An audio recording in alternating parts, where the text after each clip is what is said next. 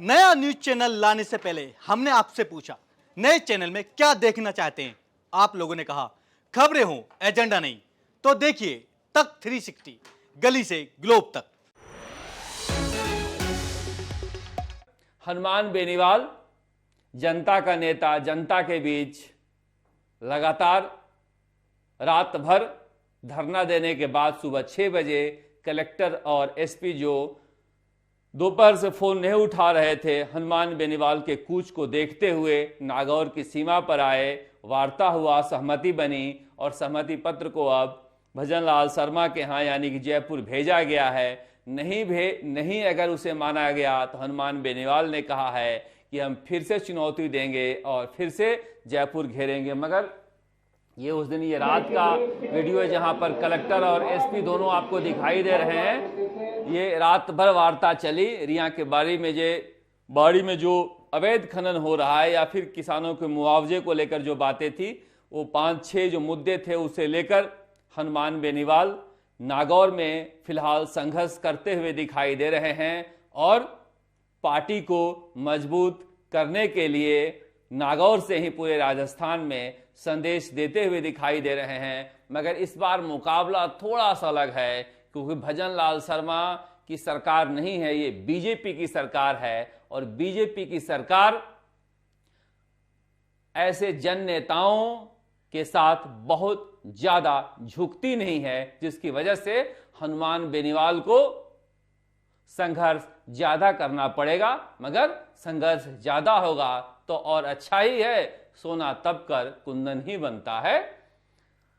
और हनुमान बेनीवाल अपनी रणनीति बदलेंगे या फिर पार्टी को मजबूत करेंगे।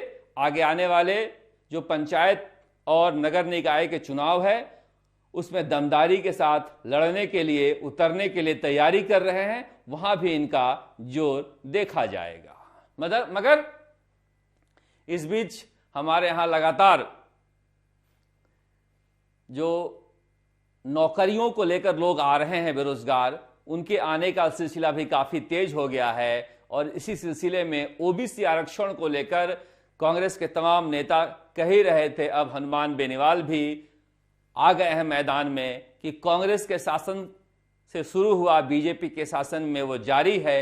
ओबीसी आरक्षण में कटौती की जा रही है रोस्टर के नाम पर, वो ठीक नहीं है, इसके खिलाफ हम आंदोलन छेड़ेंगे।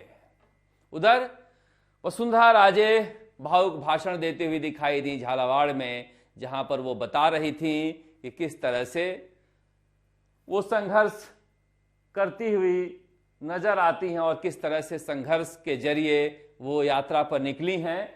बाबा क्योड़ीलाल मीणा की यात्रा महुआ की है, जहां पर भारी भीड़ लेकर ये दंगल में जा रहे हैं और ये दृश्य है महुआ का, जहां पर मकर संक्रांति के मौके पर दंगल में हिस्सा लेने गए थे और शिलान्यास कर रहे थे। आज सूट बूट पे नजर आ रहे हैं। जयपुर में साहित्य के साथ साथ सेना का शौर्य भी दिखाई दे रहा है और सेना के शौर्य को देखने के लिए आज नजर आ रहे थे जगतपुरा महल रोड पर और अब बैठे हैं स्टेडियम में। ये भी इंतजार ही कर रहे हैं, इनका भी दंगल कब शुरू होगा इसका इंतजार है। वसुंधरा राजे झालावाड़ में बोलती हुई कि परिवार के बीच आई हूं मैं और परिवार के सुख दुख में साथ रहने के लिए आई हूं। ये भी इंतजार कर रही हैं भजनलाल शर्मा के फेल होने का। क्या लोग कह रहे हैं कि पंचायत और निकाय के चुनाव को लेकर बीजेपी के कई बड़े नेता इंतजार कर रहे हैं। भजनलाल शर्मा पर दोहरी तिहरी चुनौती है कि अपने गढ़ को बचाएं और अपने राजनीतिक करियर को भी बचाएं, क्योंकि पंचायत और निकाय के चुनाव उनके लिए काफी महत्वपूर्ण होने वाले हैं। उधर फार्मासिस्ट और नर्सिंग के छात्र लगातार हमारे पास आ रहे हैं। उनका कहना है कि सीधी भर्ती होनी चाहिए, सीधी भर्ती के लिए अधिकारी तैयार हैं, मगर ठेकेदार के जरिए जो लगे हुए नर्सिंग कर्मी हैं, फार्मासिस्ट हैं, वो चाहते नहीं हैं कि सीधी भर्ती हो। वो मेरिट प्लस बोनस का खेल खेलना चाहते हैं। ठेकेदार 5-5 लाख रुपए लेकर उन्हें नौकरी पर रखता है।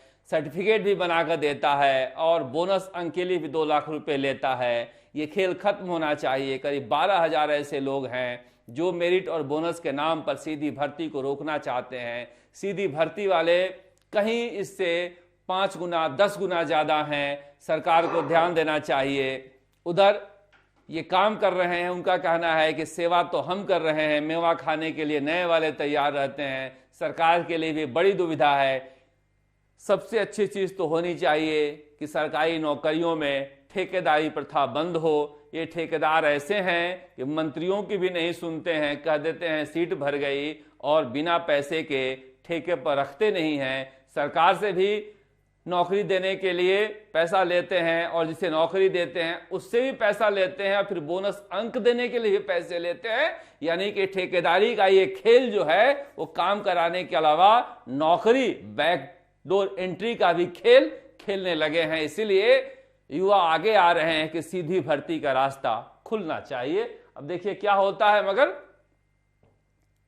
मुझे लग रहा है कि नौकरियां मिलनी शुरू हुई है, जिसकी वजह से युवाओं में एक उम्मीद भी जगी है। उम्मीद करते हैं कि भजन लाल शर्मा युवाओं की उम्मीदों पर खड़े उतरेंगे और 4th ग्रेड परीक्षा का परिणाम जो कल आ रहा है उसके बाद 2026 में एक बार फिर से 4th ग्रेड की बड़ी भर्ती निकालेंगे 2027 के लिए, क्योंकि अभी भी बहुत सारे पद खाली हैं 4th ग्रेड की परीक्षा में। आप देखते राजस्थान तक। नमस्कार, जयपुर से शरद कुमार।